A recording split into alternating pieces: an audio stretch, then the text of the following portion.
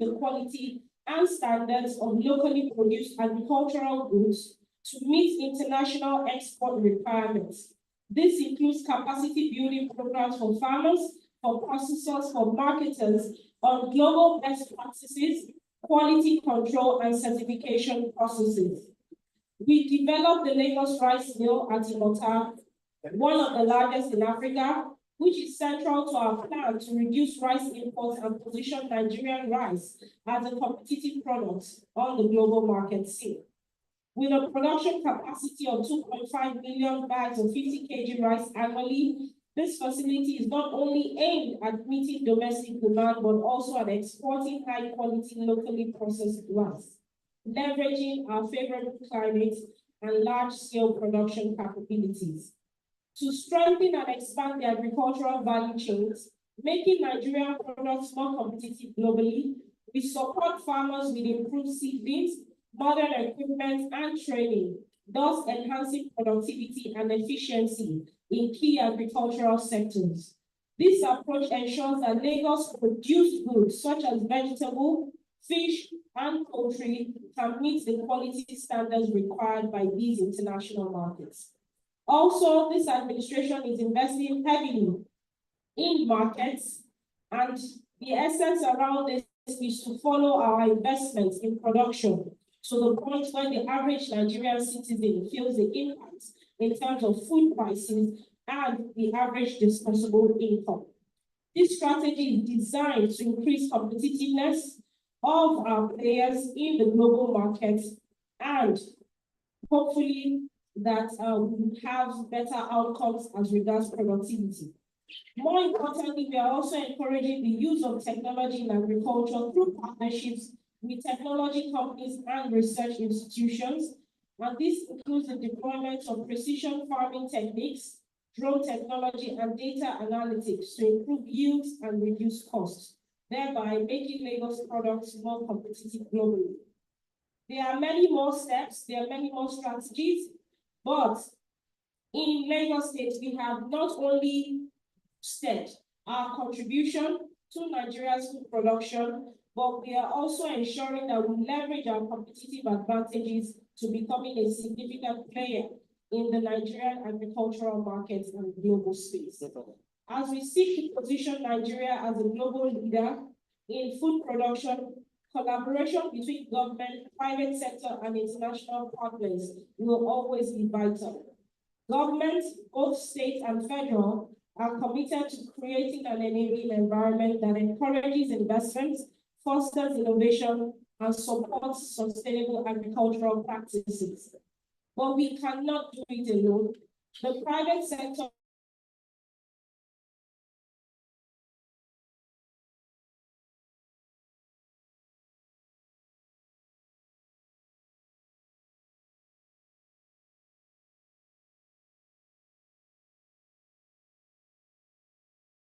partnerships that will propel Nigeria's agricultural sector to new heights.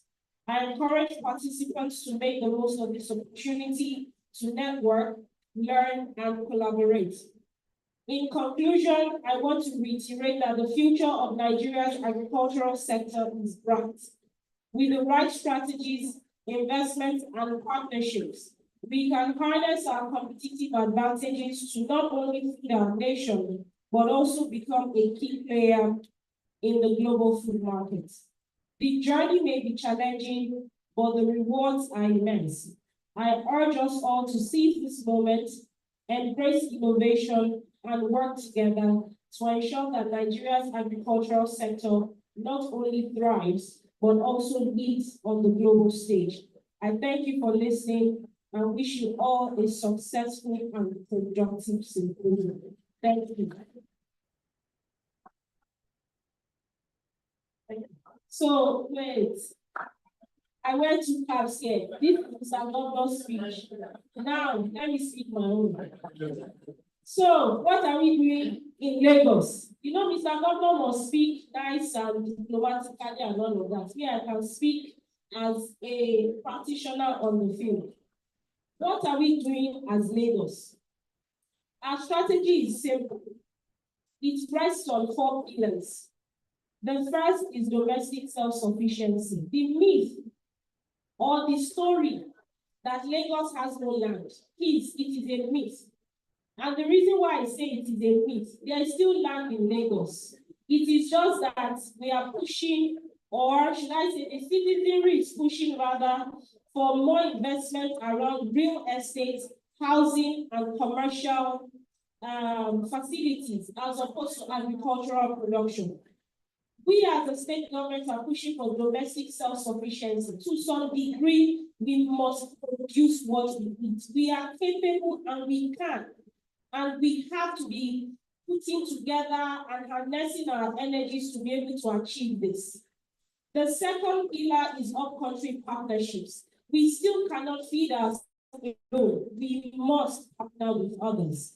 The third is investment in storage, processing facilities, and logistics. And the fourth is market transformation. We invest so much, both federal government, state government, even some local governments. We invest so much in production, but we don't follow our investments to markets. What I mean is this: we give farmers input, we give processors support, but we don't follow the product to the market to ensure that the price at which these items are being sold is reasonable for the average Nigerian. We leave the dynamics of pricing to market arbitragers and those who would pay on the margins, and at the end of the day, we come back to the prices of food are too high. All of our investments going forward are tailored in such a way that as a farmer, as a cluster, any support coming to you, we want to know who you will sell to, which market that product is going to, what is the landing price in that market compared to your cost of production. It's not for anything other than the fact that we must ensure that all of our support, the average Nigerian, the average Lagosian can see the inputs. When we speak, usually, we are all agro practitioners here. We speak to ourselves, we speak our language. The average Nigerian out there does not understand that you gave someone a bag of fertilizer, you gave them this seedling, you gave them that pesticide. The only thing what any Nigerian wants to get is that the price of tomato is now at this low price. That is what they understand by all of the investments we put on our farmers and those within the space. We, going forward, have said any support to any farmer, there has to be an agreement. We must understand your trail to market, your go-to-market model, for us to be able to say, yes, we supported you with this based on this amount, and this is the price you are going to sell in the market. The Fresh Food Hub at Mushin Bureau is just a classic example of how we are able to trace where food items are coming from. Farmers now have an opportunity to bring their items directly from farm to a space where they can meet the average Nigerian consumer and sell. We are also able to implement government subsidy in such a way that there is accountability. For every food item coming into the fresh food, where it is coming from, quantity that is brought in, and we know how much is sold at the end of every market day. It helps us aggregate data, and we can precisely say that this is the demand in this location, by this locality, by this population. That way, replicating this model across Lagos, and imagine that replication taking place all over Nigeria, we can succinctly say this is our real demand. A lot of what we work with as agro practitioners in this space are estimates. Estimates don't cut it. You need actual data, you need real figures to be able to make the right strategies and investments in this space for people to see the actual yield of all of the efforts we put in. My take is this: whatever investments there are, if you don't follow it to market, you've just only done half of the job, instead taxpayers' money. So, my fellow Nigerians, my fellow Lagosians, LCCI as a group, our own promise to you is this: as Lagos, we will follow our investments to market. You will be with us on this journey. as we continue to showcase all of the things that we are doing. And we also hope that we will be commissioning the logistics hub phase 1 in the next few months, and more middle-level hubs such as the Moshi Fresh Food Hub. And my prayer is that you all join hands with us to make Nigeria great. Thank you very much.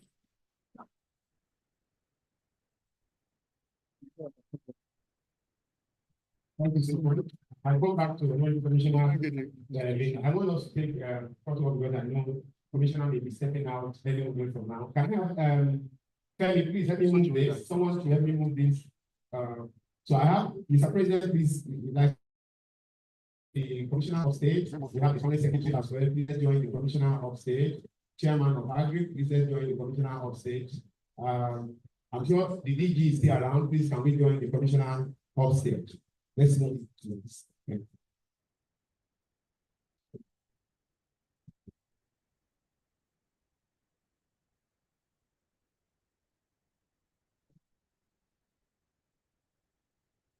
Votes. Madam DG.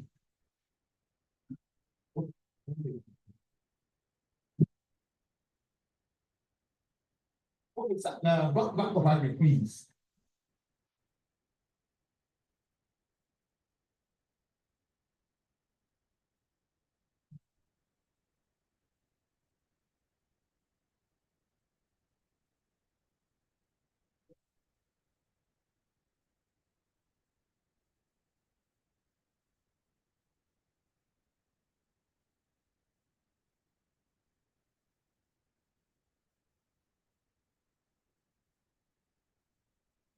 Thank you so much. On a special request, the commissioner will want me to bring her to join the group. So I can't disobey my commissioner. Our town has accommodated me since 1996, so I don't want our father to say anywhere. Please, let's join the commission again. She said she wants my vote to join to lead the picture. Thank you, sir.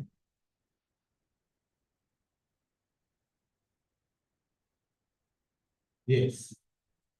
I'm doing as commissioner want to.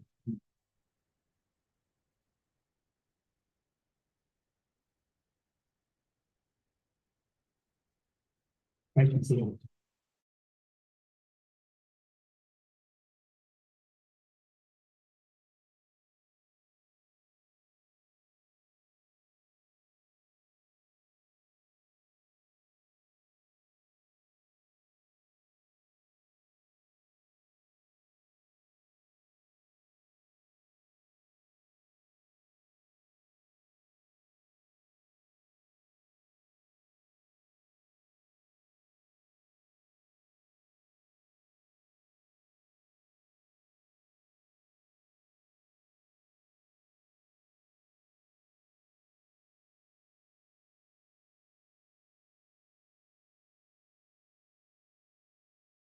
Give us a music performance. IDYL is the winner of the Voice Nigeria Season 2. Let's go down together for him as he gives us this. IDYL, right? Thank you. The stage is now yours.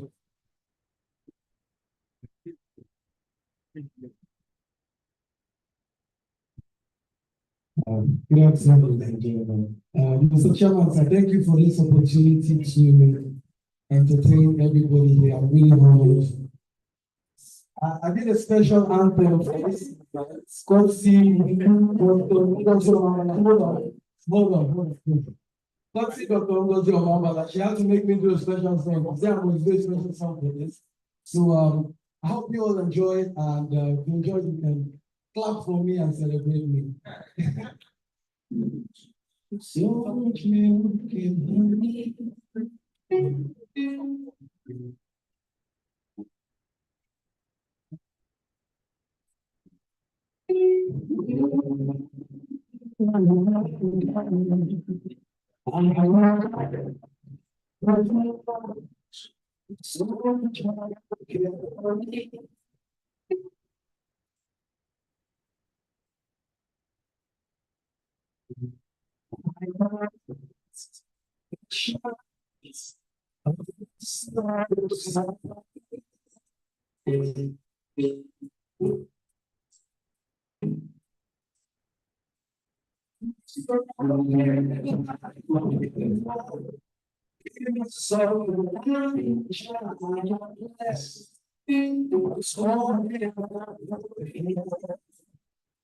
I am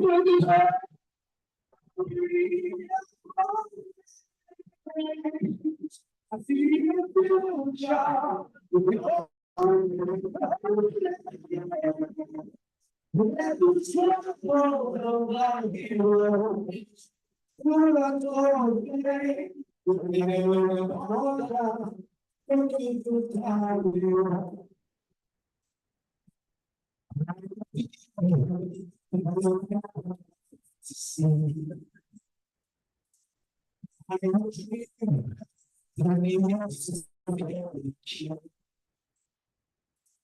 I'm looking for so much I really can see.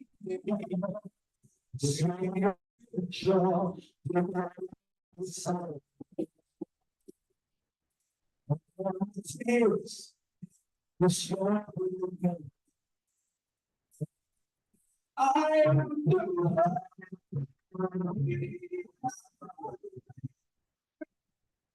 see the joy. If only we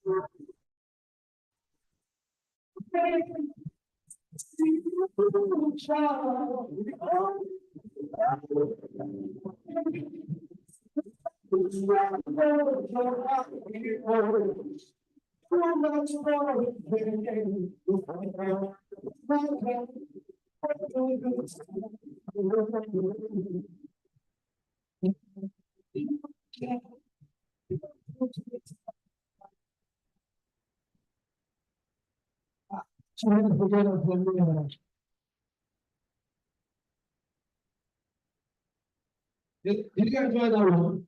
Should I do one more? One more? It seems you guys are tired. Are you tired? Okay, let's try something. You guys will know this song. Do you know there is another fellowship in heaven? Do you know there is another fellowship in heaven? Thank you very much.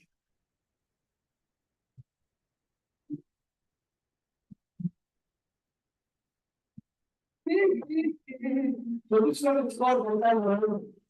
In Nigeria, we're doing situation, we're teaching love, peace, and unity. So, John, it's not going to let's stop. Let's stop. Let's stop. Bring that up my head. Let's stop. Let's stop. Let's stop. Let's stop. See my feet down, the spirit of Jesus Christ, everything that he has to do. They go to the side of the wings,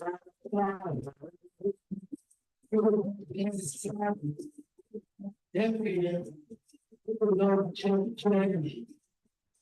It's a beauty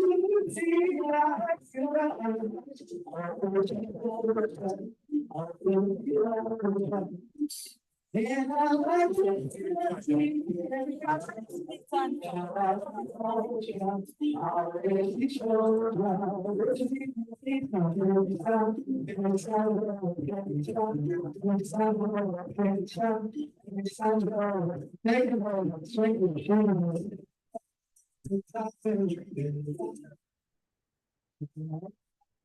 Thank you so much. Let's get out. Wait a minute. Don't allow me to make further comments on better in this season. Once again, thank you so much for that showing up. We believe higher grant for you as you do your thing. Right now, we move to what is next. We move to what is next. While the commissioner was speaking and we're taking our photos, we had some of our leaders joined us. I can see Sir Larry Smith, FCA, is the vice president here at SCCI. Let's get out from Sir Larry Smith. We also have with us Princess Funlayo Bakari, who is the vice president here at SCCI. Thank you so much, ma'am. Thank you. I see Emmanuel Dagana, also one of our ESCO members here at SCCI. Barrister Dagana, thank you. All right, we would like to go for the exhibition. Like you know, the commissioner is here wearing two caps. So we have to say he and she together. I don't know what to say. But the commissioner together with the president will lead us to do for the tour of the exhibition. We'll do that in 5 minutes. Then we come back. We are not doing so much banding with our time, but we can do better. So we will have the exhibition tour led by the commissioner and the governor, as well as the president, followed by the chair of Agric, the director from Bank of Agriculture, the permanent secretary, as well as vice president here present. That we will do in 5-7 minutes. Then we'll come back to what is to see have a lot on our table this afternoon. I wish us a very successful tour of exhibition led by the governor, the president, vice president, and one of our leaders here. Thank you.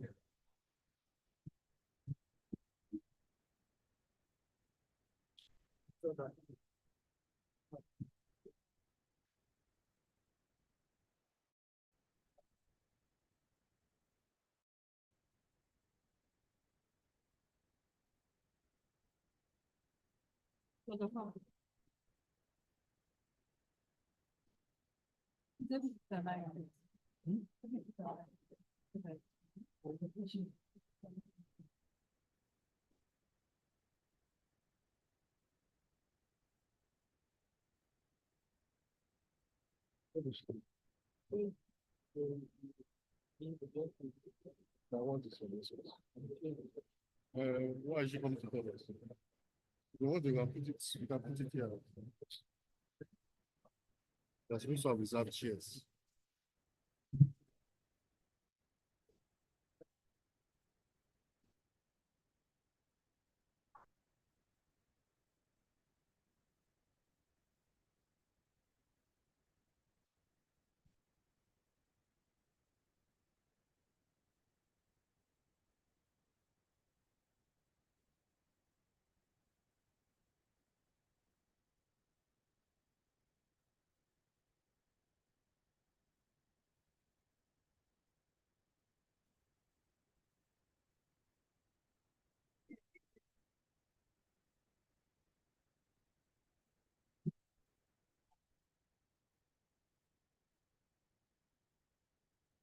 Mr. President, this one of the optimal technique.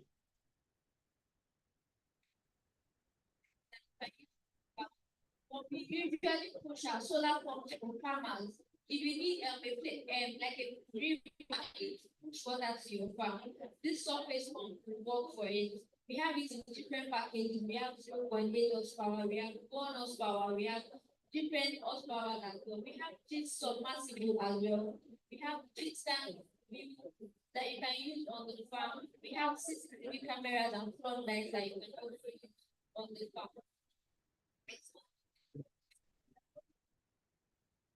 The next one is Agric General Insurance Limited.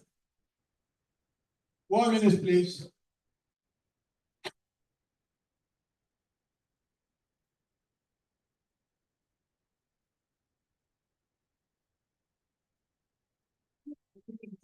General insurance, life also, we do health. So pensions also. So for the Agric, that's why we are here, because of the decision we are doing. So we are here to talk to our Agric insurance, the cash crops, the poultry, the fisheries.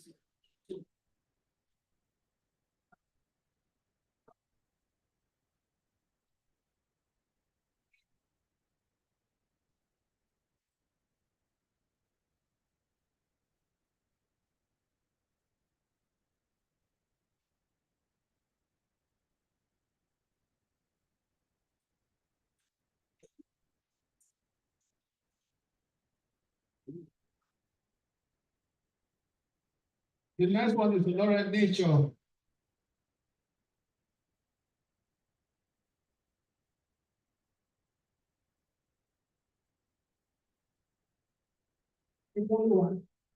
welcome to Home of Glory Asia Stand.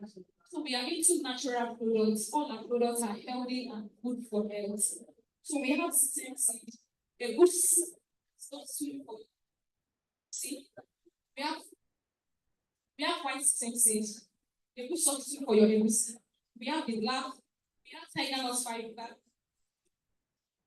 It's very good instead of your meat, you can go for this. It's high in fiber, it's digestive. We have tiger nut powder in powder form. All our products are natural. Yes, we also have ginseng powder. We have this powder as well. Thank you so much. Thank you so much. Next one is Shepherd Trust Microfinance Fund. 1 minute.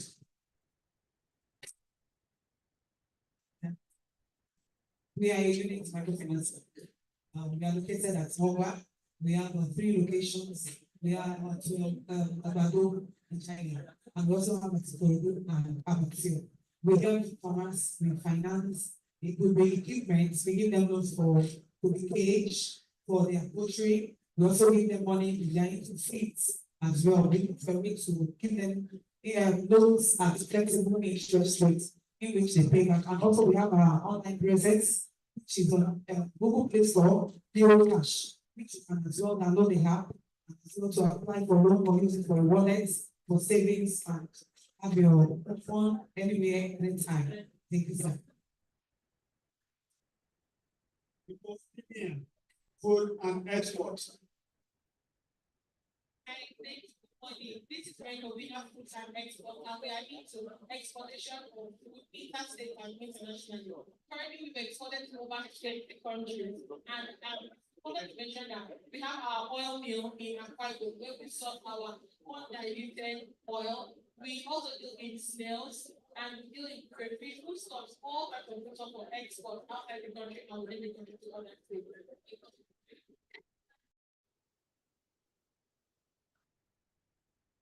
The next is Premier Standard Industrial Limited.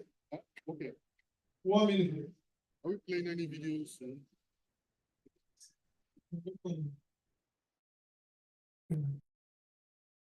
Industrial Limited, it's a content open fish mix. So we are there, and as well as fish meal for example. Then we only produce and poultry eggs. Fish. Thank you so much. Okay, administration and logistics. We have been here as initiative and we also healthy funds. And logistics, we also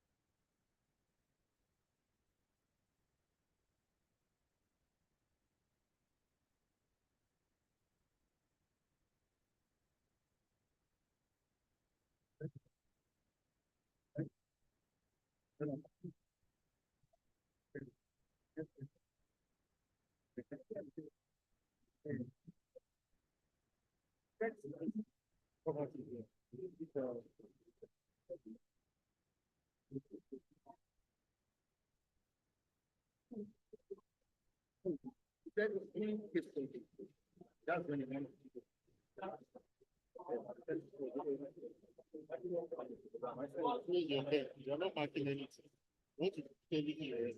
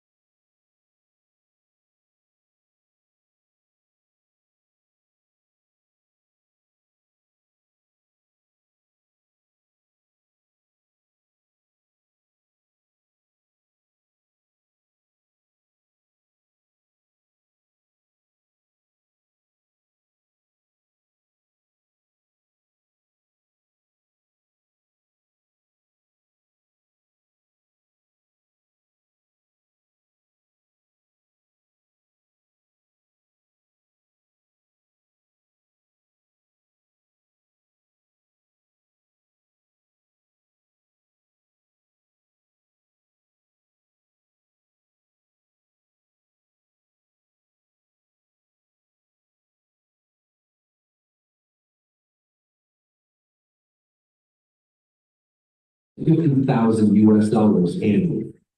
During peak season, over 50 people are hired to catch wild grasshoppers to populate the breeding greenhouses. A single female can lay 300 to 500 eggs each season, and within just 2 months, they become adults. Harvested grasshoppers are packed into mesh bags, ready for delivery. They are a rich protein source and low in fat, making them a popular choice.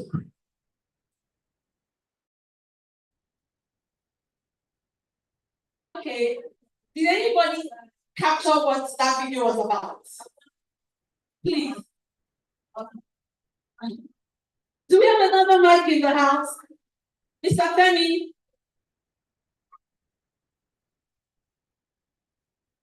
Thank you.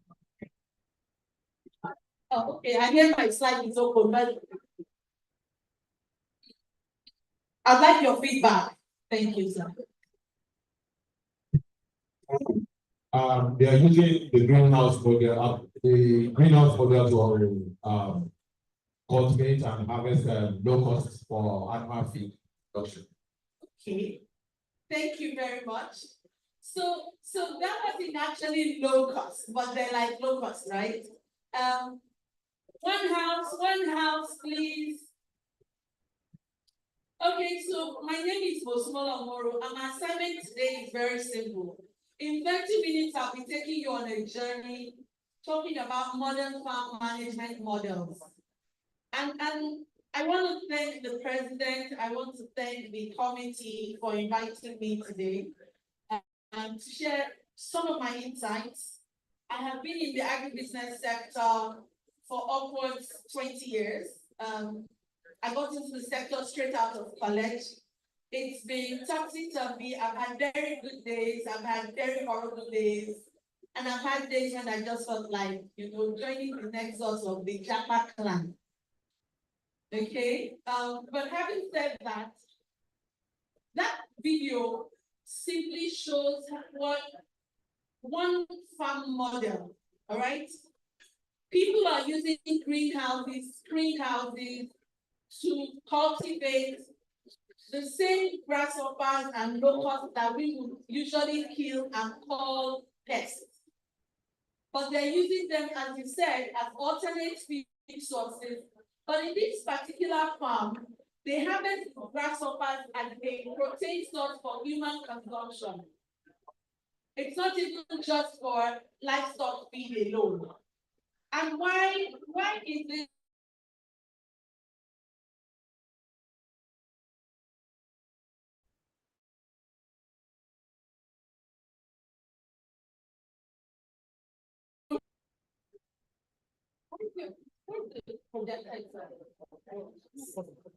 Hello.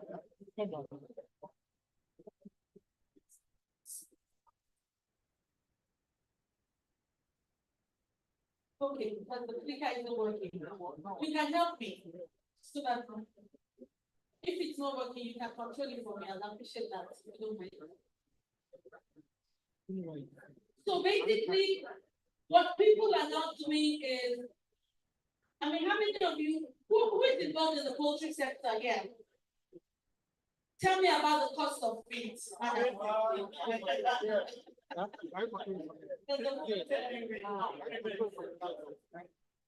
Please share very quickly why we're waiting for the projector.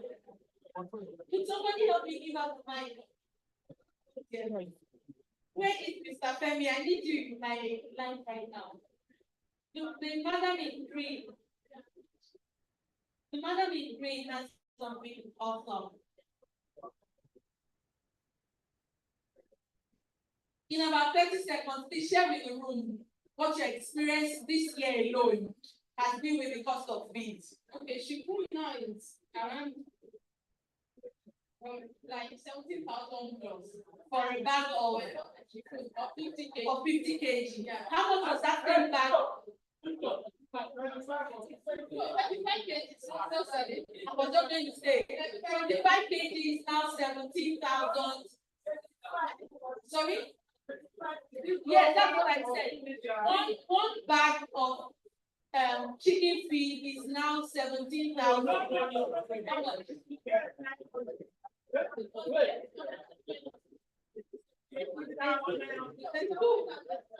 Don't worry, there's no correct or wrong answer. Price for broiler Broiler feed, yes, is, the lowest now is 26,000 upwards. yes, For layers, the lowest right now is from 19,000 upwards. for 25 kg. How much was that same bag in January? No, let's say last year. Okay, no, this time last year. This time last year, we are buying that broiler feed 9,750. Now, think about the impact. That is over 100% increase in just one line item, one commodity, one input in the production of poultry birds.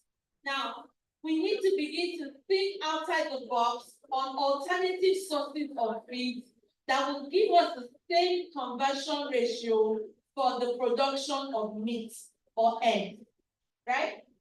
So these guys somewhere in Asia and India are already looking for alternate sources.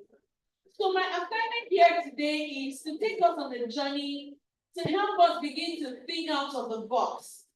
You know, for you as a poultry farmer, you may not be able to afford the actual cost of that screened net house.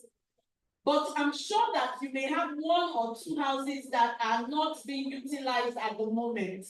All you need to do is convert that same house with mesh and net and turn it into a greenhouse, and you will have a semblance of a greenhouse where you will be producing your own grasshoppers or locusts. And that simply summarizes my presentation today. That we need to begin. So I'm taking off on my laptop. It's not very clear. So,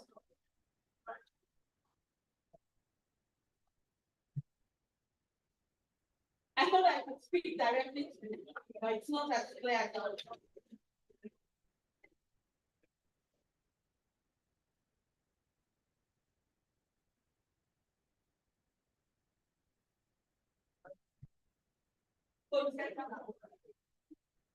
So basically, my quote is that in today's world, modern farming models are now powered by technology, and there's a bridge between traditional farming and the future, ensuring that every harvest not only feeds our bodies, but nurtures our collective potential. Next slide, please. Thank you, sir.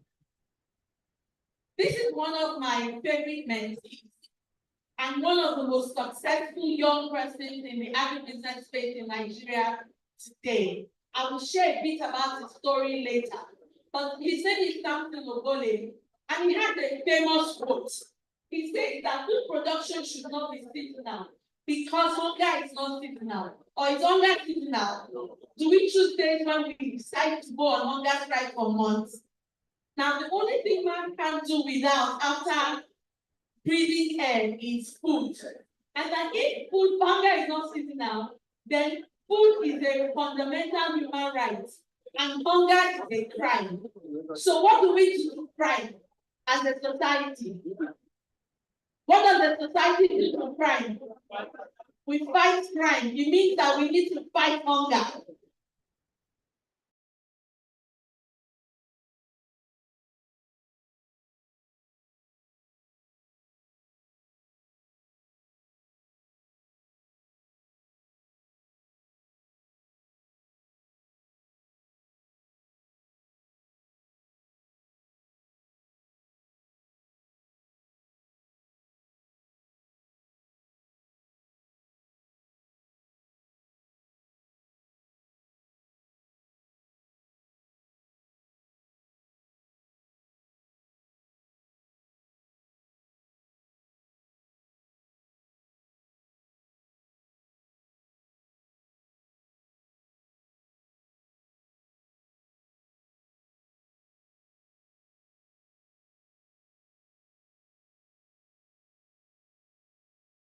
The issues around climate change and the issues around security in terms of food availability and the cost. So as as a people, we need to be more intentional about what we do within the agricultural space. So, there are key principles in modern agriculture that we must understand. Right now, sustainability is a critical ingredient for the success of the sector. And sustainability focuses on the adoption of practices that protect the environment. So rather than just produce food in commercial quantity, we need to also take care of the environment where the food is being cultivated or produced from. We must begin to think about things around crop rotation. Our grandfathers, my own grandparents, my grandfather used to be a cocoa farmer in those states. And I recall that he had a large expanse of land, and for the commodities like cassava and yam, he first taught me about crop rotation, where they will leave the land fallow for a period and then bring something else next season to that same land, so you don't deplete the soil nutrients. However, with growing population now, we can't really sustain production on actual crop rotation. We've got to begin to find new technologies, new models to produce and increase and produce large volume of food for people. We must begin to think about efficiency. How do we streamline our operations such that we can do and produce? The commissioner was speaking earlier, and she made mention of the fact that we need to begin to become self-sufficient in terms of food production. And for that to happen, there must be efficiency factored into production. And then nobody wants to go into agribusiness.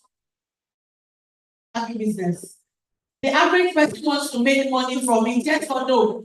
So we must begin to find methods that will help us stay profitable. And to do that, we must leverage technology.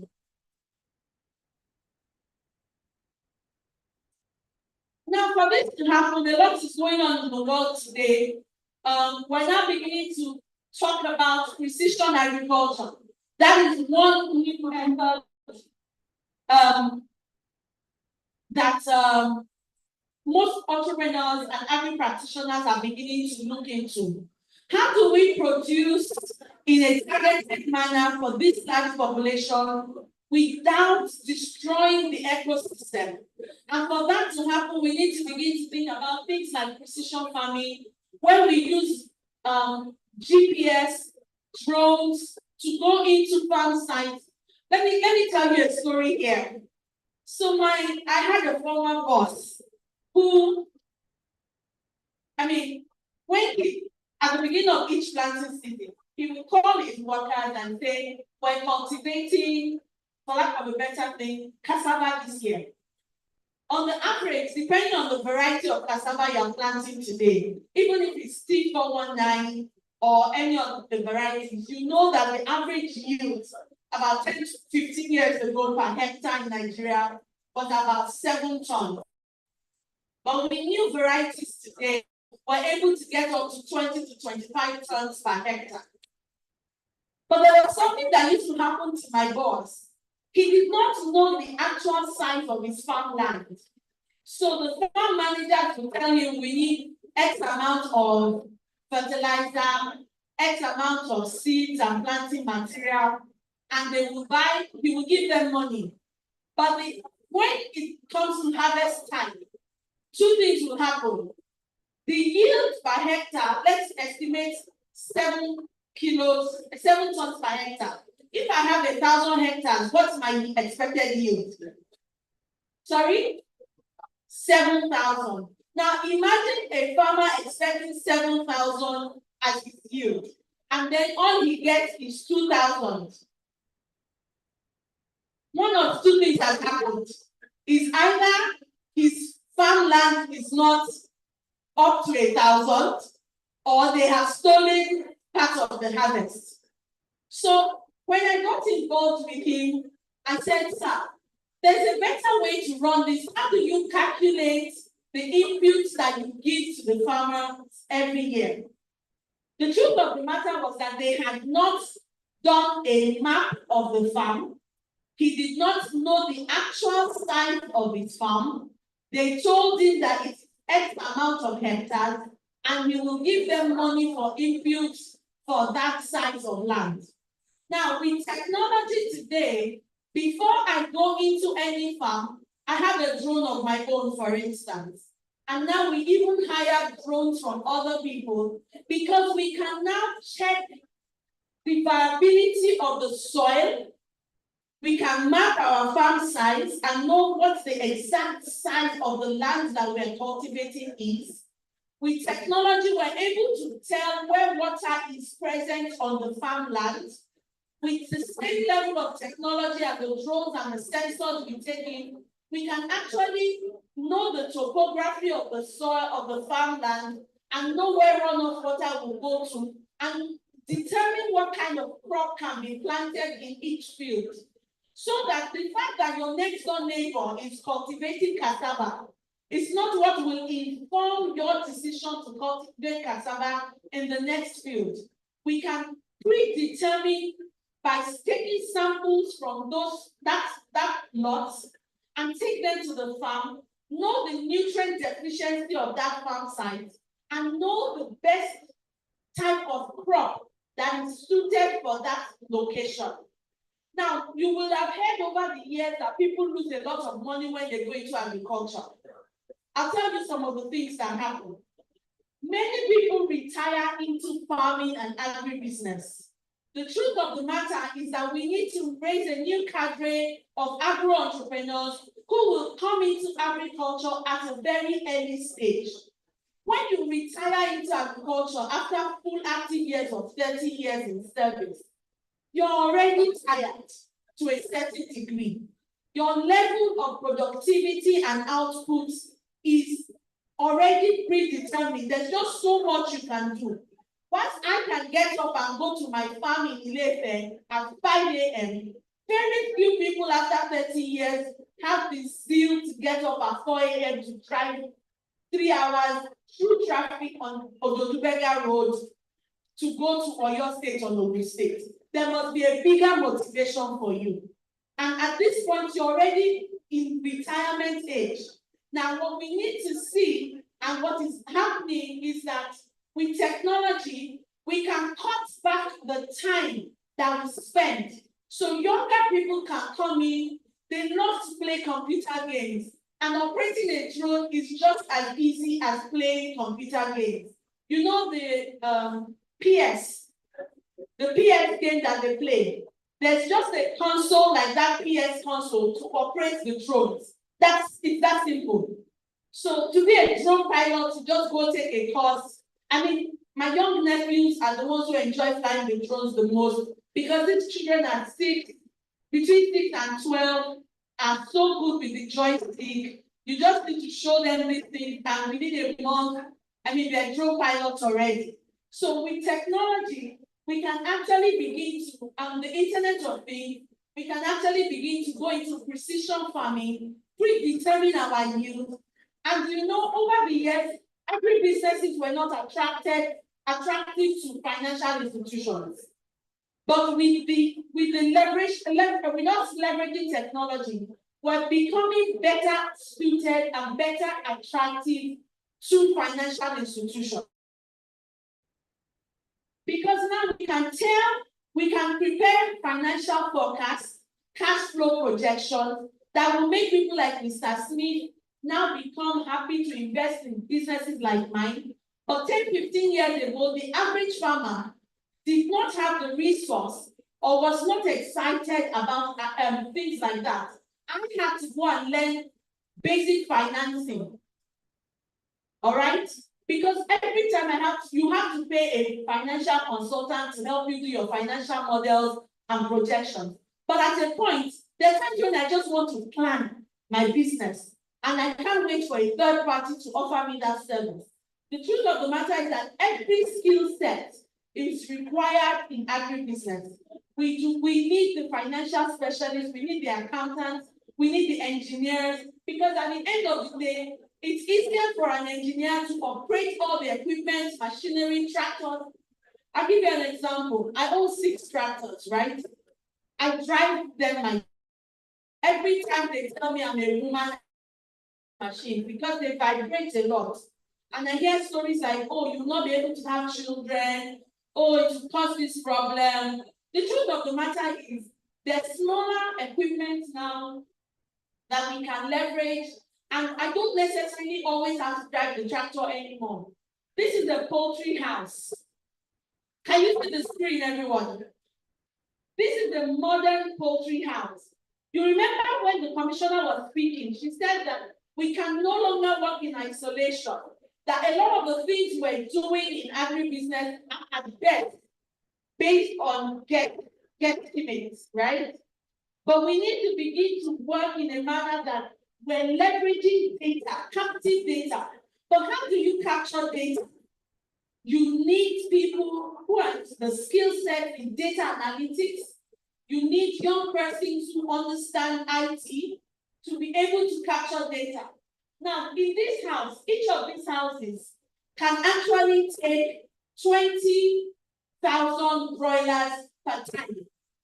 And they are ready in 4 weeks, 4 to 5 weeks, which is about 48 days, 42 to 48 days is the turnaround time for breeding chickens out of each of these pen houses. Now, these houses are closed, they're controlled, and because we know that under normal circumstances, an average broiler day-old chicks requires 4 kilograms maximum to get to its table size and be ready for market. The Nigerian food chain, the QSRs like chickens between dressed weight 1.3 to 1.5. Now, for that to happen, I can get that ready in 40 days, 42 days tops. Okay? How am I able to make those determinations and calculations? Data. Data has been analyzed, synthesized over a period, and we can now know the actual investment need for each business operation and enterprise. Now, that didn't happen by just sitting in my house and having a blue sky wish list. There's a lot of reading, there's a lot of analysis, synthesis that has gone out behind the scene, research work by other institutions globally that we're now leveraging. So for Nigeria to become food secure over the next 10 years, we as practitioners and would be practitioners, I'm sure some of you are not practitioners yet, you're probably considering coming into the sector. The truth of the matter is this is the best, one of the best times to come in because there are now technology solutions that you can leverage. The only reason you may fail in agribusiness today is if you refuse to seek knowledge or get help. Because unlike ever before, resources are available that we can glean from and we can leverage for success. Next slide. Robotics. Now, what I like about robotics is that, so I had to go on a course in Australia because my uncle was watching TV one day and he saw on CNN. You know when CNN is showing a lot of things, after a while they set those short documentaries, and they inserted this one about a guy who had developed a robot that was picking weeds from the base of plants in a field. And you know, he was so excited, he recorded it. This was about 12, 15 years ago. And he called me and said, "Mosu, you know that thing you always talk about? That one day you hope that you will be able to do precision farming, where an equipment can actually weed the field for you and you don't have to go. Somebody has designed it. Somebody has created it." I said, "Where?" So he said, "Come to the house." I went to the house. We watched the repeats of the documentary. And guess what? I started researching this guy, stumbled on the guy. He's in Australia. And I took the trip, thankfully. Okay, I was also fortunate. I didn't have to fully pay for the trip. The Australian government co-funded the trip for me because I was hungry for knowledge, right? And this is one of the things that he had designed. He had different versions of the robots. He called one Ladybug. So what does Ladybug do? Ladybug goes in the rows of your planted fields and actually weeds the field for you. And you don't have to be on the farm. You can operate ladybug from your bedroom. It means that you will become a bit more efficient. And you know how we complain about the boys on the farm are lazy, they don't get up to do their tasks on time. With robotics and automation, a lot of those things are beginning to change. The only difference, however, all right, is that it is not particularly cheap. On average, a small equipment like this will cost something between $100,000 to $1.something million. Calm down, my fellow Nigerian brothers.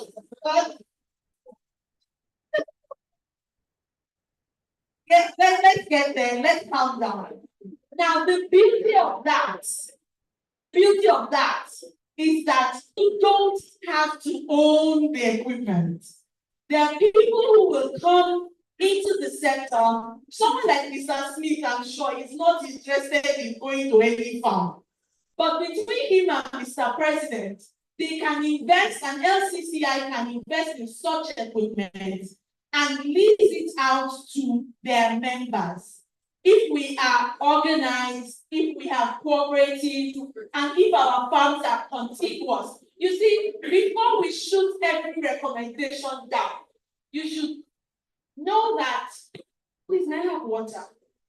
You should know that one man, what is an obstacle for one man is a business opportunity for another. Very much. Now, sorry, I'm a fan girl.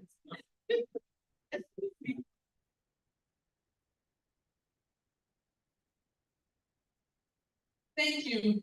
So basically, what we need to begin to do is think out of the box. You don't have to own it. Just identify a solution, right? And let's look for investors who do not want to be farmers, but have the access to the finance, and they can invest. And then what will this do? Next slide. Sorry, yeah, no, go back. So you notice that I put two things here. I said it's long-term, there's long-term viability for such businesses, and there should be government incentives. Now, it is for projects like this that we would need grants from government, that we would need actors at the back of agriculture to be a bit more deliberate in their investment. It's not every time, you know, when the commissioner was talking earlier today, and she said, Mr. Governor would like to speak and be politically correct.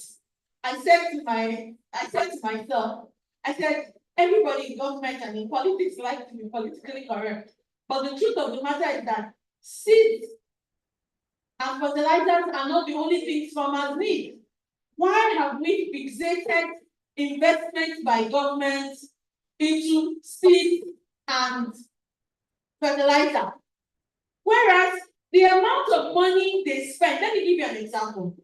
Average budget spent by each parastatal or Ministry of Agriculture. Who knows what the total budget for this year is for agriculture? Who does? African farmer. Where is he? What's the budget for this year for agriculture?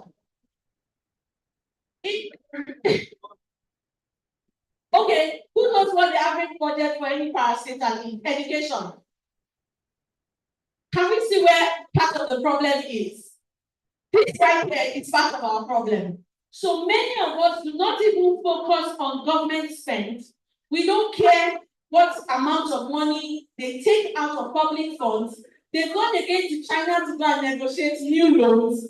We're not interested in those indices and those details. When they come, we accuse them of sharing the money, but we don't even ask questions, right? Now, if let me give a scenario. If the budgetary allocation for this year, BOA, what provision was made for you in the budget this year? By FMAT? None.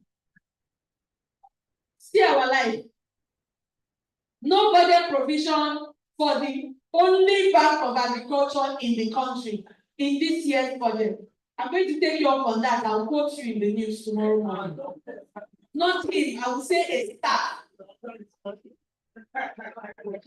He has justified himself, they are under restructuring. All right, but the point of the matter is, they're under restructuring. No budget provision was made. How do they restructure? Are they going to just restructure with nothing? There's no restructuring without financial implication. Let's be honest. Under CBN, okay, fine. So let's assume CBN's provision for Bank of Agriculture this year is, for lack of a better representation, 500 billion. Okay, what I'm saying is, out of that 500 billion, not a certain percentage must be invested in technology, new technology. That way, you buy the equipment for companies at single-digit interest rate to make us automation and leveraging technology easy. Now, until we begin to have those kind of conversations, until we begin to have that level of engagement, we are not going to move as rapidly or as quickly in the sector as we will desire. Because new models are coming every day and we're lagging behind. I'd like to, next slide. Innovative business model, this is my business model, for instance. This is our new value chain for our operations. I breed chickens and I process them and I have a retail outlet. So I have distribution channels. For us, we start at the poultry farm, we breed our birds, we transport them to a processing center, they undergo quality control checks, and we put quality assurance in place and we distribute. In addition to this, we have taken our operation one level up, where we are no longer just distributing to individuals. We're now beginning to look for a higher price market where we can mark up our margins a bit and do like a spread. About 18 years ago when I ventured, we would usually only sell to businesses, so it was business to business. But one day, through my data analysis, I realized that 20% of our sales were going to direct consumers that gave us 80% margin. And then 80% volume buyers were bigger, larger off-takers, the restaurants, the QSRs, the hotels, but they only provided for 20% of our margins, which meant that that business model was not a sustainable business model in the climate that we were operating. So I had to start thinking out of the box. How can we increase that ratio to take maybe the margins from the process business to consumer up to about 40 to 60, 45%. It meant that we needed to begin to roll out retail solutions. All right, so this is where vertical integration comes in. It involves vertical integration means that we will have multiple stages within the supply chain from production to retail. But then at some point we now begin, the advantage is that there's greater control over the product quality and pricing. And I just gave you an insight from our poultry business. But value, we need to have a bit more emphasis on creating additional products. So sometimes during COVID, I curated a new set of products. So beyond us just selling raw chickens, we started making things like chicken suya, beef suya, and we started selling, and up until March this year, we were the only provider and producer or contract package company that was serving Domino's, the retail chain, Domino's, their chicken and beef suya. So it's about thinking about the value chains and where you as a business owner, you as an investor can begin to plug in, to leverage the opportunities within that chain. Now, it varies from business to business. I've just used the poultry aspect. But there are other areas that you can look into. All right, and so for me, it's how do we as entrepreneurs, how do we as investors begin to leverage technology to make informed decisions in a manner that impacts our bottom line. Next slide.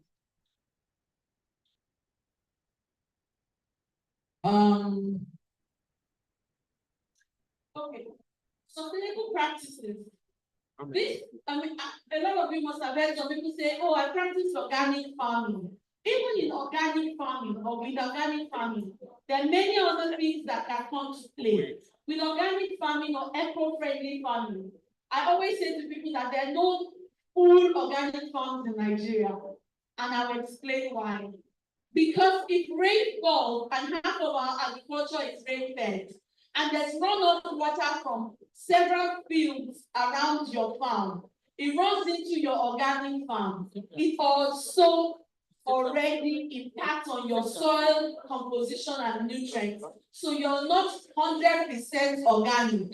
But at best, what you are is you're eco-friendly and you practice sustainable or regenerative agriculture. And so for me, but the truth is that in that area, we're able to protect our biodiversity and improve human health. I mean, gone are the days when they say, oh, certain conditions or health conditions are only for adults. Today, with the abuse and discriminate use of fertilizers by uneducated practitioners, we're beginning to have a lot of injection of these chemical residues, pesticides and herbicides in our food. And we need to become a bit more intentional about how we slow that rate. And that can be done through sustainable farming. We need to also understand consumer trends. There's increased demand for non-GMO foods. So there are opportunities there. And this positions farmers who play in this area to have premium clients. I'll give you an example. I have 4th generation clients because I started the business out of college. We have clients who, one of my oldest clients today is 4 years old. I've been selling to Mama for the last 15 years. Mama's daughters have relocated to Nigeria, and I'm now selling to her daughters.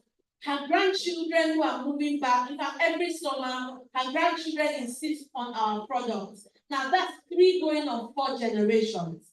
Now, if you play in this space, sustainable farming, and if you run a sustainable farm enterprise, the truth is that you can charge a premium from what commercial producers charge, and you can have a niche for yourself. That was where I started from, to be honest. I just wanted healthy options of food products. But as my business began to grow and my knowledge grew, I began to see the opportunities in the commercial space. And I've also transitioned into facilitating advocacy, policy drives, and all of that. Next slide. Financing and investment in modern farming. I'll spend a bit of time here, and I'll tell you why. Because the times have changed as well. There are new financing models for agriculture. This is one of the most difficult times to borrow money from any bank as an agro-entrepreneur. The finance bank outside there, the microfinance bank, I asked the guy just earlier this afternoon. Oh, he said we finance agriculture. I said, oh, interesting. What's your interest rate? He said 4.8%. I said, you've got to be kidding. Who are you lending money to? Definitely not farmers. Because 4.8% is only 0.2% shy of 5%. 5% per month accumulates to 60% per annum. And how will the commissioner now tell me, after I have borrowed money at 60% per annum, that she wants to stop and peg my price point at the retail end because she's Madam Government? It's not going to work. So you will not find people like me at her market hub. Because the truth of the matter then that business will struggle. Our retail price point to consumers will be out of the roof, and I'm in business to make money. I mean, how many of you are not in business to make money? There are some people who run NGOs. But for those of us who are commercial ventures, we've got to begin to think about new financing models. And there are innovative models, and you have to give it up to the young guys in this country. If you're a young person in this country, please give yourself a round of applause. These young guys are well done, and I have to say, I used to be very young. I'm not as young as I used to be. I'm still young, but not that young anymore. Now, the truth of the matter is that our young stars are beginning to leverage new financing tools. So they do things like crowdfunding, all right? Which we did, I mean, in the past, the older generation did a job, but these younger ones are now using technology to raise money. There are criminals among some of them. But we will not say because of the criminals, the ones who are legitimate are not in the right stand. So we must celebrate those who even endeavor to stay right, on the right course or right path. We can get the public through crowdfunding platform. You can get the public to invest in your farm project. They also have things now like agribusiness incubators, which didn't used to exist before, right? And now people can now go into programs like the Soil Farm Lab, the Youth Farm Lab, which I ran, and a few other projects to begin to find ways to get knowledge and also exchange that knowledge for income. The NGOs who provide support, but my most favorite on this chart is the impact investing. Fortunately for me, I serve on the advisory council of one of the largest impact investor funds in the world because of my skill set. And I can authoritatively tell you that the kind of funding that is being rolled out to agriculture, that my foundation alone, where I serve, has rolled out in the last year to agribusiness in Nigeria alone is in excess of $400 million.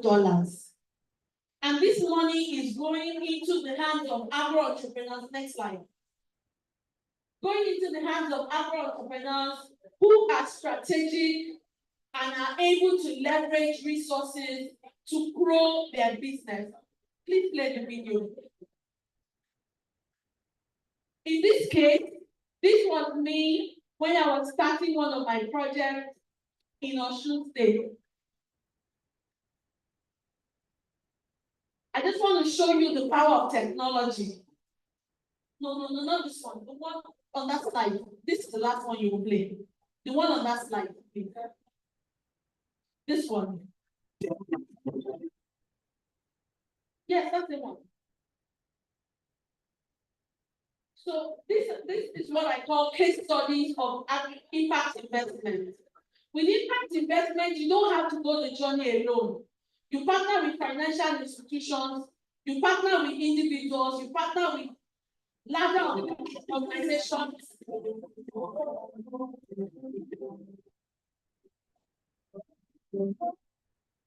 So I'm Cynthia, I'm smaller of they call me Christmas Farmer. What's my role? I'm the founder, CEO of Harvesters Farms Limited, a company investing in the agribusiness space in Nigeria. Today, one of the things that we have done is actually bring our drones in and adapting technology for agriculture to also change the perception around the work area. Agriculture can be fun, agribusiness can be cool. It's going to be an interesting journey for everyone involved in the team. The team is super excited. I am more elated to be the leader of this process. This journey for me began about 13 years ago, straight out of college. And today it's evolved into developing this huge project here in Ife, right beside your African University. We're super excited because we'll be developing a 3,000 hectare farm operation and converting this property that used to be a forest and a jungle into a commercial agribusiness. The university community, who's our primary boss, is excited, and so is our team. And we look forward to adapting technology. As you see, I'm sitting on one of our coolest babies right here. This is the Fortune 750G tractor. And this is one of the tools that we'll be using to drive the work on this field. that was me when we were starting the project in Ife, 2014. It took us about, please pause the video. It took us about 2 years to collaborate and get the land. Someone else would have given up. It took us another 3 years to be able to move in, but I'll tell you the story later. Now, this is another project that just to show you how technology can go.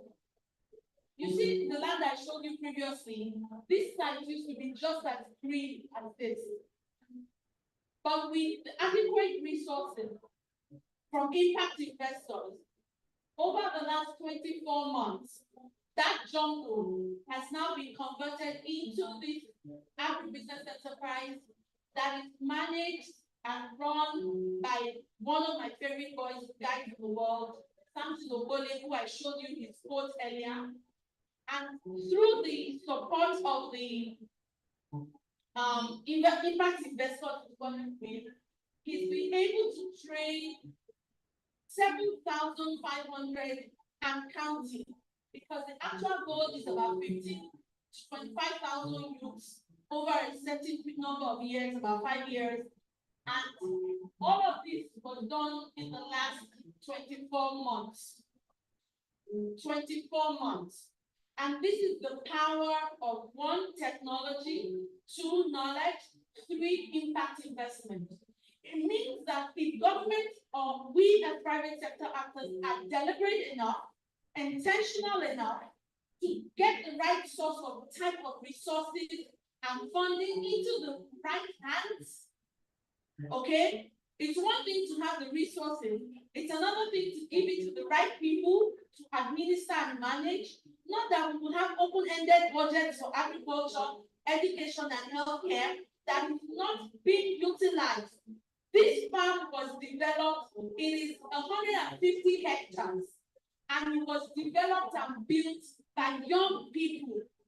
The hostel facility here sleeps 1,000 young persons per time. And all of this were built by these young people over the course of the last 24 months. So the lazy Nigerian youths were busy building this 24 months ago, and the transformation is phenomenal. And I can tell you, the investment in this farm runs into tens of millions of dollars, and it is not ended yet. It is still ongoing. And why am I showing you this? It's that we can transform Nigeria quicker than we think if we are intentional, if we are deliberate, if we are strategic, and if we invest in the right people at the right time. I am a firm believer in strategic investment. I will charge everyone in this room to begin to think about the future of this nation and think about, yes, there's high cost of technology, but you see, there's also need for education and training in new farming techniques and technology. But there are issues around climate change that we cannot underscore, but the market access is real. Nigeria has a population of over 200 million Nigerians. And I always say to people, the things that keep me awake as a woman, because I barely get 6 to 8 hours sleep every day. That thing is bad, I'm sorry.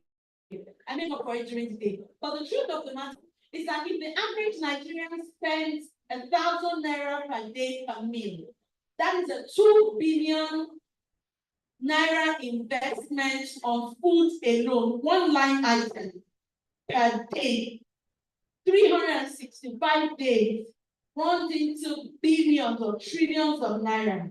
The things that keep me awake is that what percentage of a 200 billion naira daily investment spent can I have in my own pocket? What is my share in that market? That's why I distort my sleep every night. And I hope that having shared this presentation, next slide, I hope that I can leave you with this final thought, that it is important that we all begin to embrace a modern farm management technique and model and begin to move forward with innovation in transforming the landscape in India and ensure that you get your own share of that 2 billion naira market on a daily basis. I hope I've been able to distort your sleep today. I hope that everyone added some value in the time, and we will all begin to think out of the box for what we can do for our nation, and not so much what our nation alone can do for us. Thank you very much.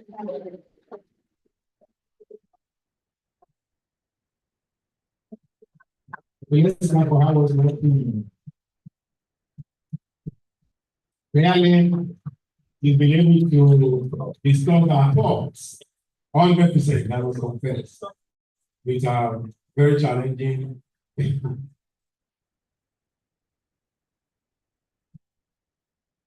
Thank you so much. All right, I must confess now, I am not doing well with the time. I must confess. So, we'll have the next presentation just for about 15 minutes. I promise that we'll have a session for questions and answers. So please do have your questions ready for each of our speakers. The next will be handled by Chief Agric, the Managing Director, CEO, Harvest Feed and Agro Processing Limited. Let's put down together for Chief Agric. You will be talking to us on getting it right in agro processing, scaling the audience market opportunity in 15 minutes. Chief Agric, please. Let's put down together for Chief.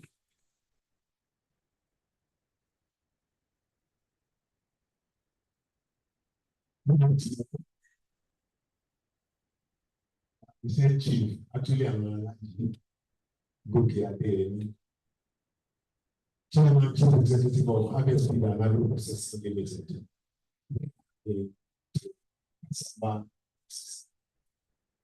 The thing we are expected to talk about is getting it right in agro processing and scaling the progress. I will not take much of the time, and there are no presentations, but I'll talk through my experience last 14 years in agro processing. And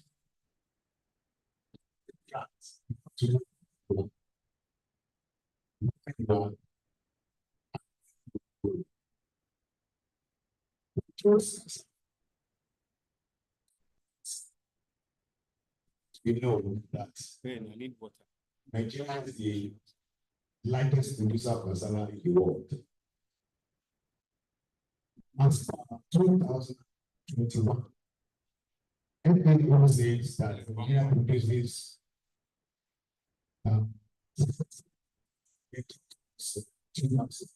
every year. That means we don't get a loss, and we are the largest producer in the world. And this is every part of the year. Even if you everything. So, how to get it right to know where you are? Be very, very little about your environment. I think there's more research when Jimmy was going to give me this talk.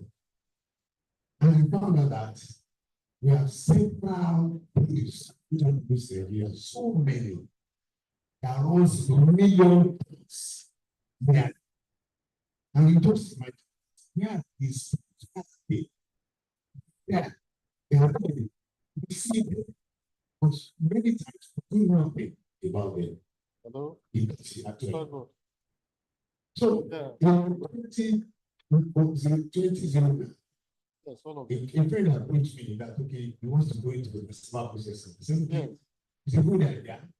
I was still in at that time. But I'm a technologist, the master doer. I work in multinational. I said, okay, no problem. Yeah. Let me share your experience. What do you want to do? oh, I want to set up a factory, I want to do this, I want to start processing glucose or starch or whatever. I said, okay, look at that. Where the best destination for me was somewhere in Bafu. I say in Bafu. Where is the in Bafu? How do you get the salad? Oh, I'm going to say very much. You need about you want to set up 200 tons.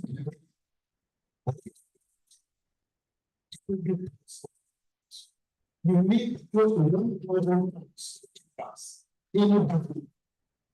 I said, you know what I'm saying. Oh, you start shipping from from being from that because you work that way. And you're aware that several companies in Nigeria, multinational companies, have gone into Agric many years ago, maybe decades ago, and paid big companies.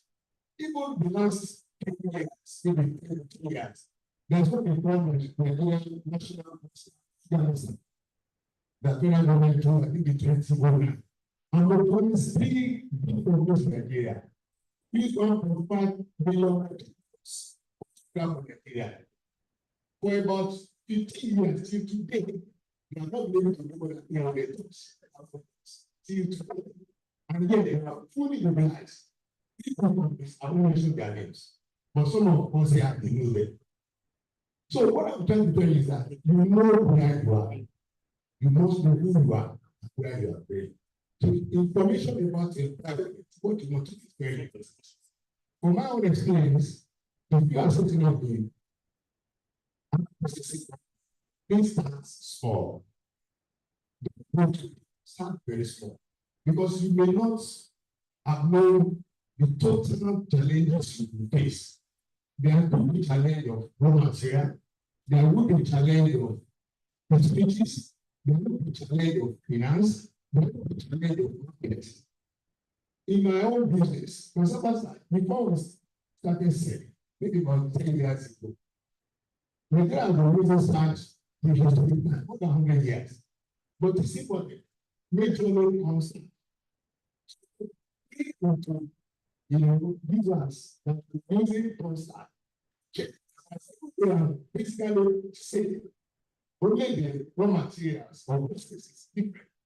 It takes more than 2 years, 3 years from building them. It's the same as pure stuff.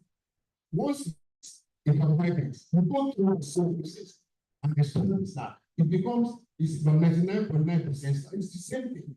They will not agree to change. So if you don't know, you don't know which are the face in the house. Then the issue of finance is that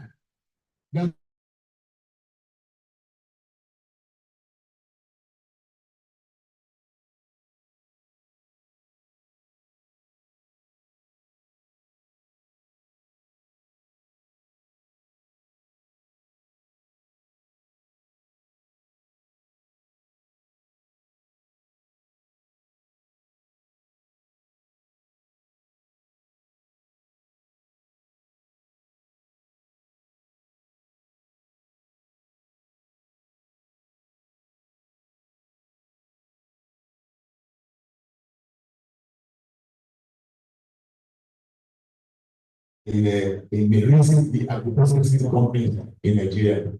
What I have here, for example, I will read part of it. You know that here we have up to 3 million tons of this. It's 3 million. It's large, it's fancy.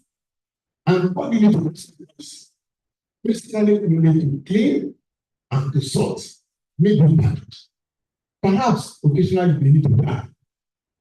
So some people don't necessarily want a very big factories around, but just cleaning, sorting, some time, yes, and that's all.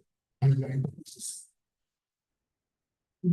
Right is what everybody talks about as yes. As at now, Nigeria produces up to 9 million tons of rice. But it is far short of what we actually need. Use over 100,000 tons per year of system. Not in this part of Nigeria, it's in the northern part, basically. Cassava, I said that earlier, 67 million tons a year is massive, it's huge. I mean, though we eat cassava, but to industrialize cassava, we actually need quite a lot. What do we need? We are still peasant farmers who grow just about 2 hectares or 2 acres or small farms. But to industrialize, we need hundreds of tons. In my own country, we consume 100 tons of sugar every day, and what to force it. We are either on yes, we have to be, because cassava is very fresh. If you put it off the ground in less than 48 hours, it starts to deteriorate, the process. So, and we have farmers all over the southwest, more than contact them and aggregate from them and make it happen every day. We must have very processes. We have about 14 trucks, 30 trucks, and 700 of these trucks that do that for us every day. Imagine consumers. We have over 400,000 tons every year. Those who export it, it's available. 250,000 tons every year.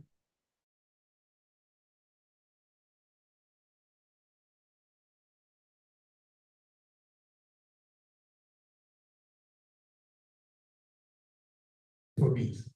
There are several things we can do, but the way we do it. I was talking about coconut. And somebody said, yes, there's massive coconut in the coastal part of this country. Massive quantity of coconut. And this part of coconut is small. You can get not just small agricultural coconut. And it's not everybody gets money for it. This is series of operation, whether it's mechanical or electrical or just to convert the just to make it or to the user directly. It has been processed. That's what we call agro-processing. Maize in Nigeria, we have over 30 million tons per year. Maize. And several maize plants are springing up on basically taking to free time, cleaning and storage. And the industry you probably taking view of whether they are millers or they are users or whatever. You can take them from you.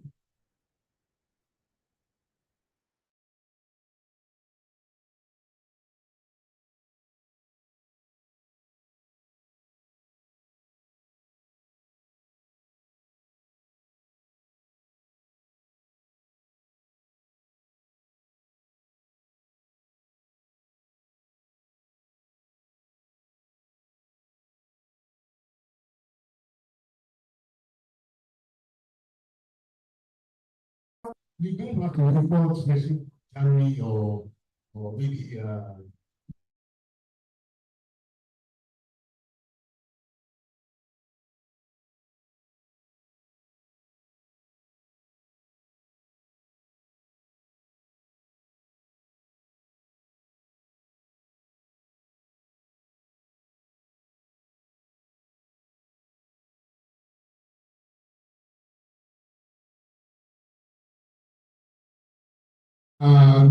generally use binary or multi-binary to reappear.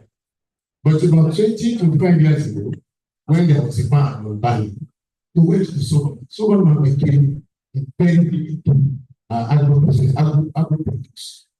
If you go to someone before you take it to glory, so there is an agro-processing unit in between the farm and the produce. And what you do, you take the sugar from the farm,